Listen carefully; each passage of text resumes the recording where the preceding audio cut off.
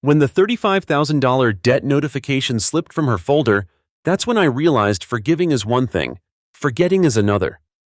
Some wounds just don't heal with time, not because they're too big, but because we keep touching them, constantly reminding each other of their existence. And then, love, like a trampled flower, can never fully bloom again, even if its roots remain. Have you ever wondered if a marriage can survive when love still exists but trust has shattered? Or will it slowly die in silence and unforgettable memories? I'm a man who's grappled with the burden of incomplete forgiveness and the price paid when two people in love can't forget the wounds they've inflicted on each other. I'm Daniel, and this is the story of my marriage, or rather, the scars within it that we never truly healed. Rachel and I fell in love when I was 30 and she was 28. Marrying 2 years later, we thought love would be enough to overcome anything. We believed in eternal vows, in the power of love to dissolve all storms, but married life isn't like the initial promises. It's full of surprises, and sometimes, hurts don't come from betrayal, but from how people unintentionally wound each other, from a lack of trust sown by seemingly minor secrets. I met Rachel on a fateful October afternoon, when the maple leaves turned brilliant red in Lincoln Park, Chicago. I, a dry financial analyst whose mind constantly revolved around numbers, charts, and complex market predictions, was trying to escape reality with a Murakami novel. I still vividly remember how she appeared, like a radiant autumn ray of sunshine piercing through the foliage, her shimmering brown hair blowing in the wind. She approached, asked me about the book in my hand, and after just a few polite greetings, I was completely captivated by her sparkling, curious eyes, intelligent smile, and graceful way of speaking. Rachel was an elementary school teacher, with a free spirit and a passionate heart, a complete contrast to pragmatic and somewhat reserved Daniel. Like me, we loved each other fiercely, passionately. Our love wasn't just a spiritual harmony, but also a synchronicity in every aspect of life. We spent hours exploring every corner of Chicago, from hidden indie coffee shops and small alleys to unique art galleries. Every weekend, we'd plan spontaneous trips, sometimes just driving for hours to a small town by Lake Michigan, finding a cozy inn and spending the day reading, talking, and dreaming about the future. Everything was simple, yet full of meaning. We had our own language, an unspoken understanding, and absolute trust in each other. I believed Rachel was an open book, and she believed the same of me. In conversations that lasted late into the night, we told each other everything, from our biggest dreams to our deepest fears, past mistakes, and lingering regrets. I felt like I had found my soulmate, someone I could trust completely, without a shred of doubt. That trust was the solid foundation of our love.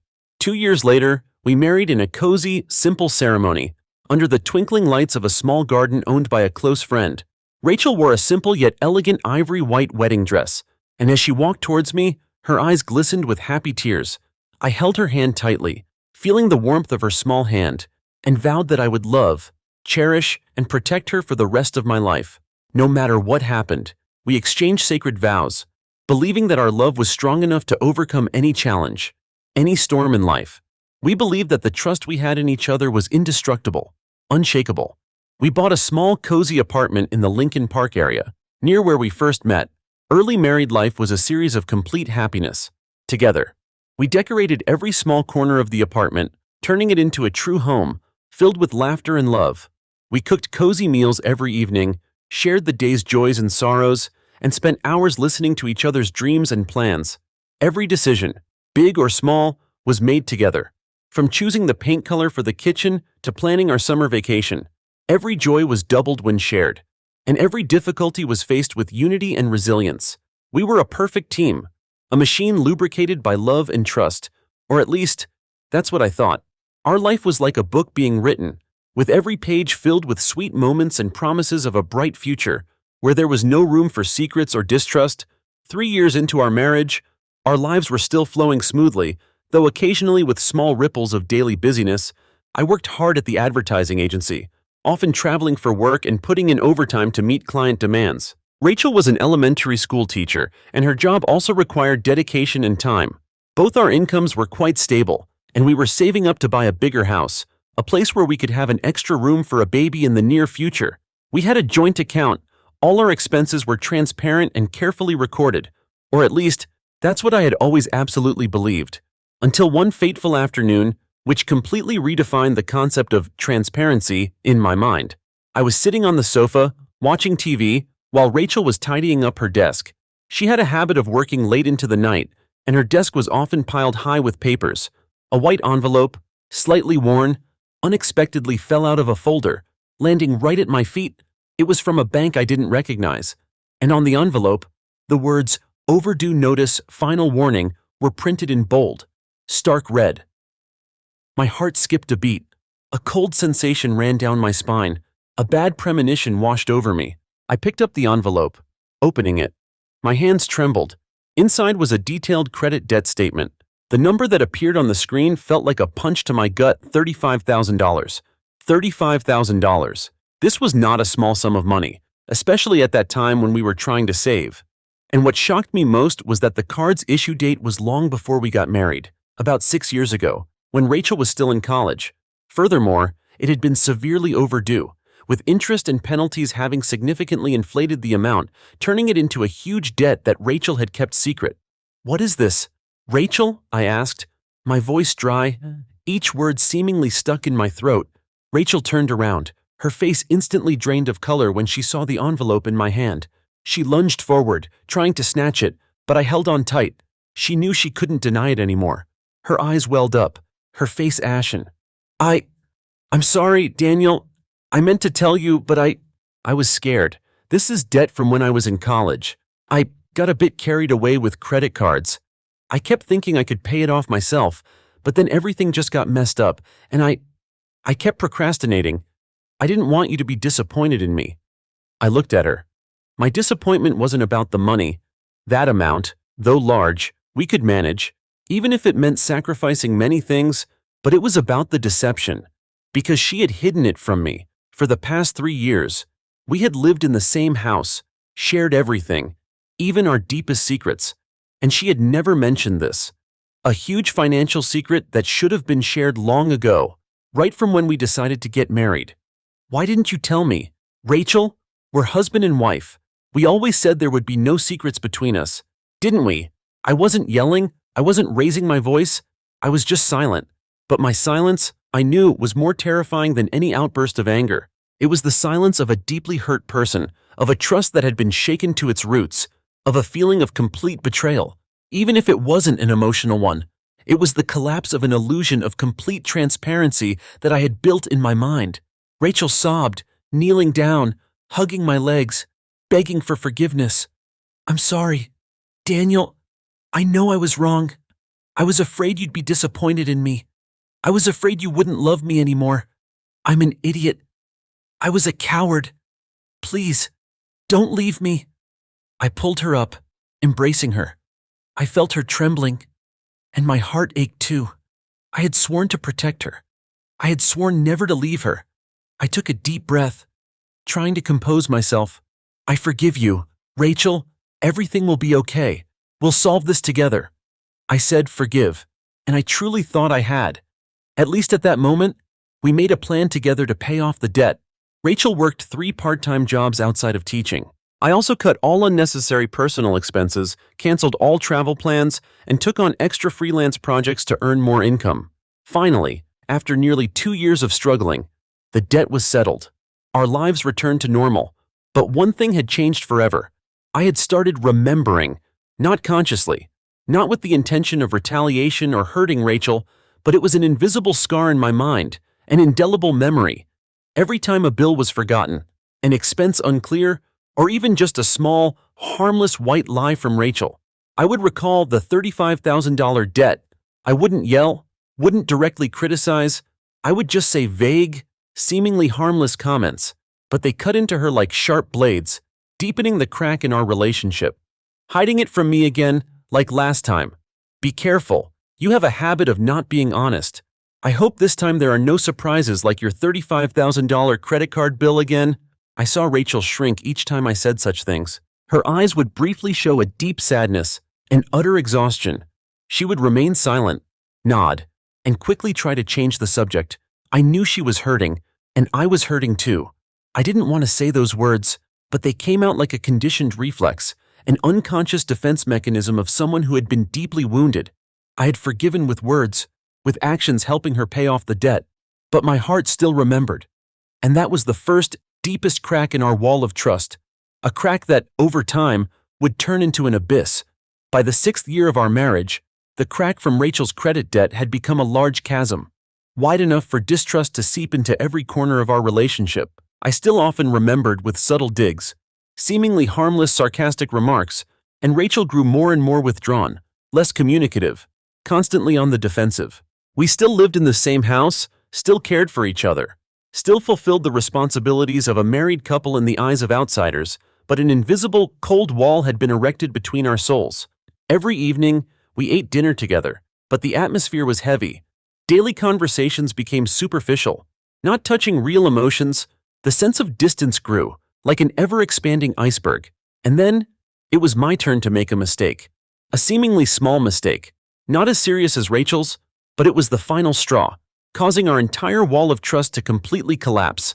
It was a Friday evening. After a stressful work week, I had a small get-together with a few close colleagues.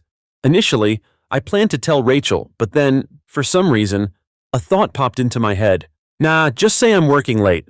She seems tired anyway. Wouldn't want to hear about my stuff. Besides, what if she makes some snide remark? I had no malicious intent. There were no other women there. Nothing shady or emotionally disloyal. Just a simple unwinding after a stressful week, a few beers, and some casual work talk. But I chose to lie. For a silly reason, I didn't want to face a question, a suspicious look, or some veiled comment from Rachel. I had learned the habit of concealment from my own fear of her reaction.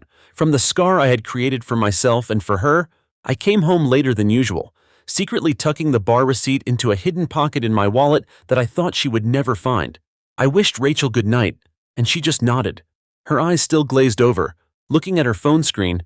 I thought I had gotten away with it. The next morning, I woke up later than usual. When I walked into the kitchen, I saw Rachel sitting and drinking coffee, holding my wallet in her hand. Her face showed no particular expression, but her eyes, when she looked at me, were terrifyingly empty, like a bottomless lake. She didn't cry, didn't scold. She just placed my wallet on the table, along with a restaurant receipt I had forgotten to hide well, a receipt clearly showing the time and total amount for alcoholic beverages.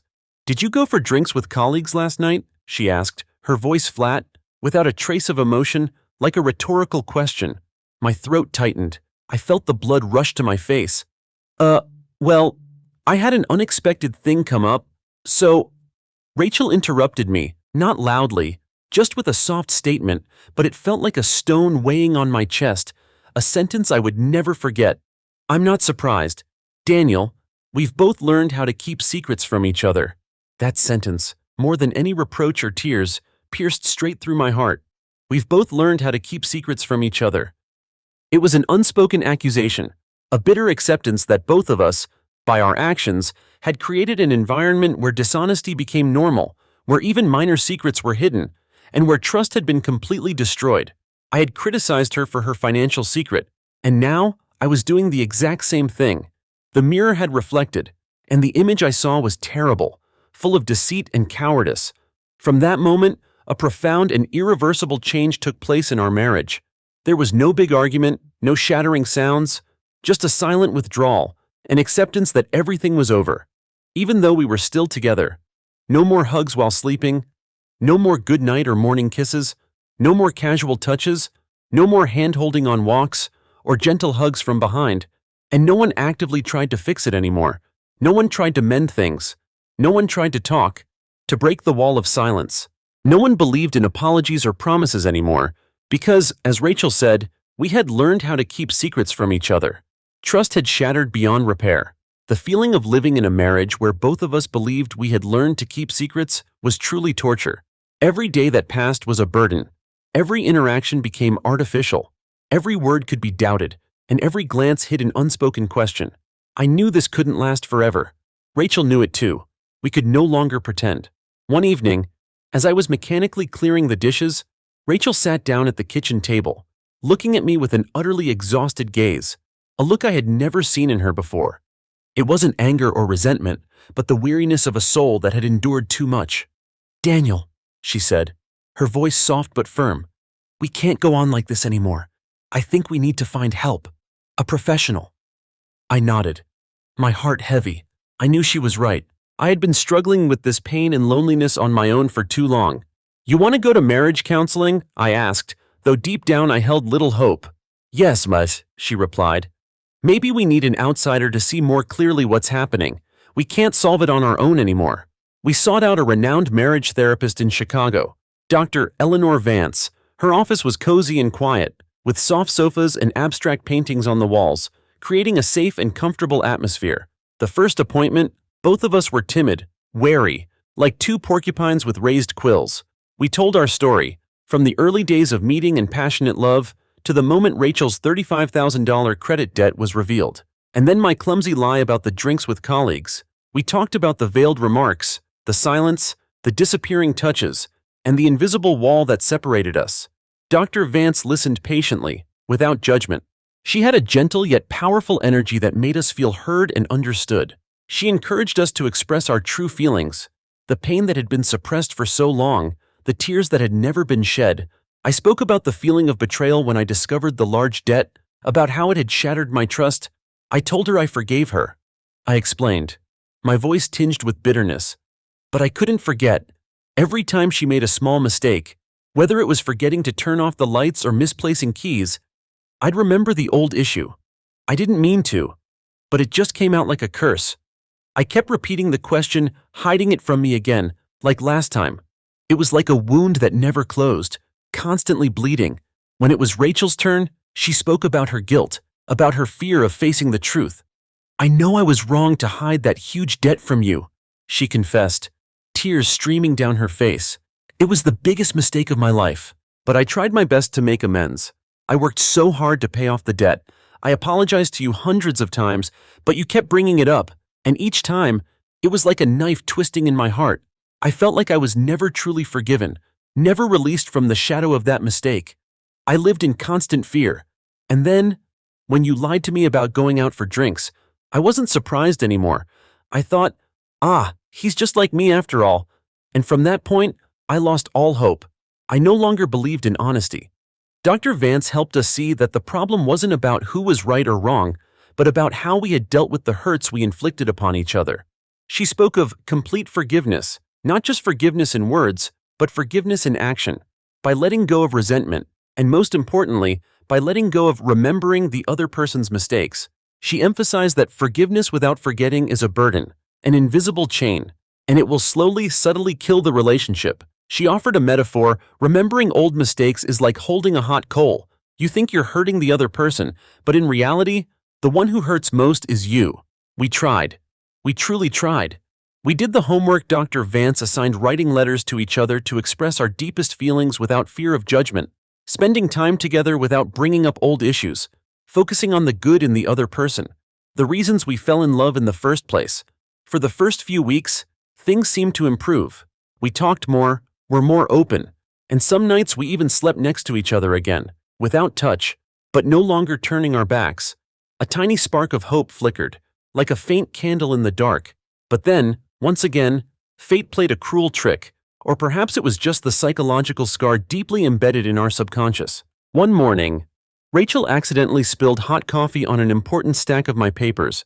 It was an accident, not intentional, and the damage wasn't too significant, but immediately, an unconscious reflex, a sharp thorn in my soul, flared up. "Careless again, like that time you left the debt papers lying around? Can't you ever be careful?" The words, like a poisoned arrow, shot out of my mouth before I could even realize it. I cursed myself the moment they were uttered. Rachel's face hardened. The spark of hope in her eyes vanished, replaced by a familiar emptiness. She said nothing, just bent down to clean the coffee, her shoulders trembling. I knew I had ruined everything. I had gone back to square one. I had failed to forget, and had once again inflicted hurt. After that moment, all therapy efforts seemed futile. We still went to see Dr. Vance, but the atmosphere became heavier, filled with despair. Every time she suggested we let go of the past, we felt helpless. How could we let go when the wounds were etched so deeply into our subconscious? How could we forget when every small action was a constant reminder? It felt like we were trying to build a building on sinking ground. Every effort became meaningless. Finally, during one session, Dr. Vance looked at us, her eyes full of regret and understanding. "I see both of you are trying very hard," she said, her voice warm. "The love is still there. I feel that very clearly. but you are stuck in a loop of hurt and remembrance. Forgiveness is a wonderful act, but if it doesn't come with the ability to let go and forget what happened, then it's just an empty promise, a burden that never releases. And I think you are both too tired to keep fighting against your own memories and against each other. Those words, like a painful confirmation, woke us from the illusion that we could fix everything. We had tried every way, pushed ourselves to the very end, but the scratches, though small in their original nature, had become indelible scars, and they had poisoned all our efforts to move forward. We had reached a dead end. Dr. Vance's words echoed in my head constantly. Forgiveness without forgetting is a burden. It was so true, so painful. We still loved each other. I knew that deeply, that love was still there, hidden beneath the dust of old hurts, of unintentional but deeply wounding words, of unforgettable memories. But it was weak, not strong enough to sustain a marriage that was too exhausted. After the last therapy session, Rachel and I sat in the car, in silence. Not a word was uttered, but the atmosphere said it all. We didn't need to say anything more. Our eyes met, and I saw in her eyes an utter weariness, a heartbreaking resignation, but also a release, a complete letting go. I think we should stop, Daniel, Rachel said, her voice weak, lost in the space, but without hesitation. She didn't cry. There were no tears. Perhaps she had cried too much already. It's not because we stopped loving each other. I still love you, and I know you do too, but we are no longer whole. Every time we try to get close, the old wounds ache, they bleed again. We've hurt each other too much, not by grand betrayal, but by how we treated each other after forgiving, or rather, after pretending to forgive. I took her hand. Her hand was ice cold, without a hint of warmth. I know, I said, my throat constricted, each word heavy as lead. I feel the same way.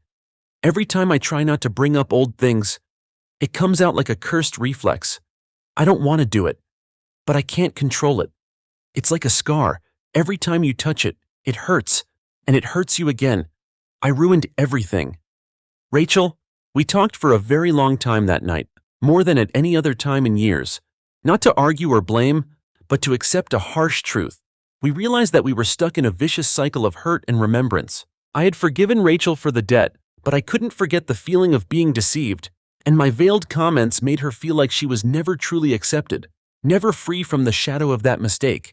In return, my lack of trust made her withdraw, become more secretive, and unintentionally pushed me to lie, because I feared her reactions.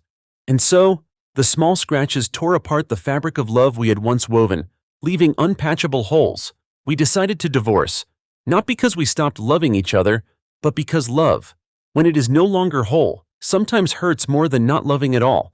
Loving someone but not being able to fully trust them is a constant mental torture. Loving someone but always living in fear of reminders of the past is an unbearable burden. Loving someone but not being able to be yourself, not being able to be honest for fear of being hurt again. We chose to let go, to give both of us a chance to heal separately, without being haunted by the ghosts of the past, unbound by unhealing scars. The divorce process was peaceful, almost a liberation. We didn't dispute assets or child custody because we didn't have children. There was only the apartment, the mementos, and a dead love. We remained friends, people who understood each other deeply, people who had gone through a painful life lesson together and grown from it. There were no loud cries, no anger or resentment, only deep sadness, an acceptance that some wounds, though unintentionally inflicted, can never truly heal if one tries to live with them without complete letting go. Rachel moved to a smaller apartment in a different neighborhood, closer to her school. I stayed in our old apartment, filled with too many memories, from the passionate early days to the cold years. In the evenings, when I sat alone in the empty living room, I still remembered Rachel, her radiant smile, the early days of our love. But now, those memories were no longer clouded by the pain of distrust. They were beautiful memories, though sad, and I learned to cherish them as a part of the past. I started rebuilding my life consciously and slowly. I dedicated more time to work, trying to achieve new accomplishments to fill the void. I also started meditating, trying to learn how to let go of negative thoughts, haunting memories, and find tranquility within myself. It wasn't easy. There were still nights I lay awake, wondering if things could have been different, if we could have truly overcome it if I had learned to forget, instead of just forgiving. I realized that forgiveness isn't an on-off switch. It's a continuous process, and it requires letting go not only from the forgiven, but also from the forgiver. I tried to forgive Rachel, but I couldn't forgive myself for being hurt, and I couldn't forget that pain. And that's what killed our love, little by little, like an incurable chronic disease. Rachel and I still keep in touch. Occasionally, we still visit each other. I'll drop by her apartment and we'll have dinner together at a familiar restaurant we used to go to when we first fell in love. We talk about work, about mutual friends, about our individual future plans. No more veiled comments or wariness. We are still good friends, people who understand each other deeply, people who have gone through a painful life lesson together and grown stronger from it. I see Rachel is also trying to find herself again. She's taking dance classes, traveling with friends, and seems to have rediscovered her radiant smile from back then. A genuine smile that no longer hides sadness or weariness. Seeing her happy, even without me by her side, is a strange comfort. Proof that our decision was the right one. One beautiful sunny afternoon, as we sat having coffee at our favorite cafe near Lincoln Park, Rachel looked at me, her eyes softer than ever. It was a look of understanding, of gratitude, and of a sadness that had been accepted. "Daniel," she said, her voice as clear as the day we first met, "I want to thank you. Thank you for forgiving me. Even though I know you couldn't completely forget, I know how difficult it was for you, having to live with memories you didn't want. And I also apologize for the times I hurt you by withdrawing, by staying silent instead of confronting things. We used to be a perfect couple, but sometimes, love alone isn't enough to heal the wounds created by distrust and unspoken secrets." I smiled, a genuine smile, no longer forced or hiding pain. "We've learned a lot, Rachel," I said, my voice warm, "and I thank you too. You taught me that forgiveness is noble, but forgetting is true liberation, and I'm learning to do that, little by little every day. I'm still single. I'm not ready to start a new relationship. I need time to truly let go of all the burdens of the past, to truly forget the old wounds, not to erase the memories, but to forget the painful sensation when touching them. I want to be a better version of Daniel, someone who can forgive completely, no longer carrying the weight of the past to hurt myself and others. I want to rebuild solid trust from within before entrusting it to anyone else. Perhaps one day, I will find love again, a love where forgiveness comes with true forgetting, where trust is never shaken, and where two people can live fully and authentically, unburdened by past mistakes or unnecessary secrets. But until then, I will continue my journey of finding my own peace, in accepting what has happened, in learning to live with the scars, and in the hope that every scar can become part of a story of growth and human strength. It's a long road, sometimes lonely, but it's the path to true liberation. My marriage to Rachel was a sad story, but it was also a valuable lesson. We couldn't overcome the invisible scratches, not because we didn't love each other, but because we didn't know how to forgive completely. Couldn't let go of the burden of remembering. And I, Daniel, now understand that forgiveness is one thing, forgetting is another. Dear friend, have you ever felt stuck in a similar loop? Have you ever forgiven someone but couldn't stop remembering their mistakes, and each time you brought it up, it made the wound bleed again? Or are you the one who made a mistake and feel like you're never truly forgiven, never free from the shadow of the past? My story isn't rare. Many couples struggle with the burden of old hurts, unresolved secrets, and distrust that gnaws at their love from within. Remember, forgiveness isn't just empty words. It's an action, a continuous process of letting go, and sometimes, to truly heal, we need to learn to forget the pain, or at least not let the past define our present and future. If you're in this situation, don't hesitate to seek professional help. Sometimes, an outsider can help you see the scratches you can't see yourself, or help you find a way to release that burden. What do you think of my story? Do you agree that forgiveness without forgetting is an unbearable burden in love? Or do you have different experiences with forgiveness and forgetting? Please leave your comments below. Share your story and your thoughts. Every share is valuable and can help someone out there who feels alone on their healing journey. Don't forget to like, share, and subscribe to our channel so you don't miss out on other fascinating and dramatic stories where secrets are revealed and the hidden corners of the soul are exposed. Thank you for listening.